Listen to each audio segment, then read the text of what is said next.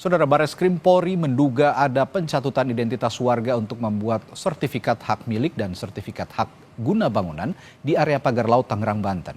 Menurut polisi, Kepala Desa Kohot Tangerang, Banten pun sudah mengakui adanya alat membuat dokumen palsu yang ditemukan di rumahnya.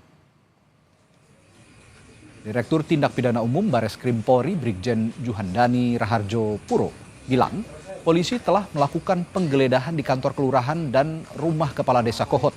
Sejumlah dokumen disita dan menurut Juhandani, Kepala Desa Kohot Arsin dan Sekretaris Desa mengakui dokumen yang disita adalah untuk mengajukan SHM dan HGB di area pagar laut.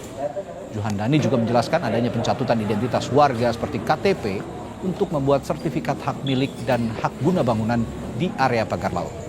Meski ada pencatutan identitas warga, namun polisi belum menetapkan Kepala Desa Kohot Arsin sebagai tersangka.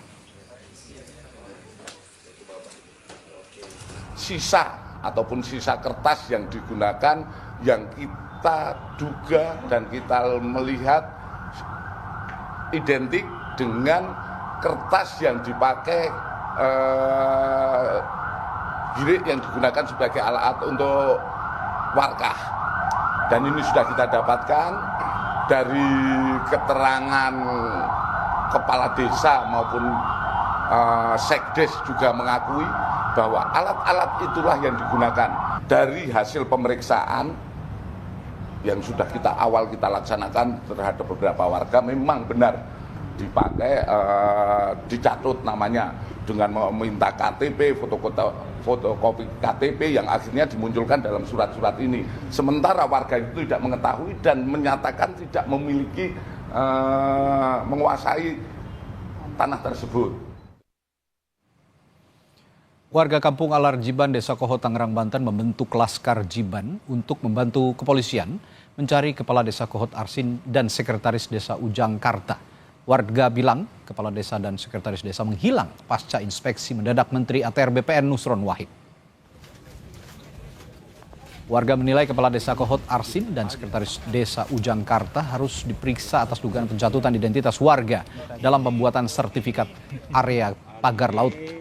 Warga bilang Kades dan Sekdes tidak pernah terlihat lagi sejak inspeksi Menteri ATR BPN Nusron Wahid, termasuk ketika polisi menggeledah rumah dan kantor desa. Pembentukan Laskar Jiban adalah untuk membantu pihak kepolisian jika membutuhkan informasi soal keberadaan Kades dan Sekdes Kohot. Kami curiga kemana ini, atau ada yang mengemanakan seperti itu ya kira-kira. Jadi dibuatlah Laskar. Kalau memang itu dibutuhkan, apabila itu dibutuhkan kami siap. Dan setelah ada penetapan DPO, ya, yang akan kita gali lagi lebih serius keberadaan Arsin.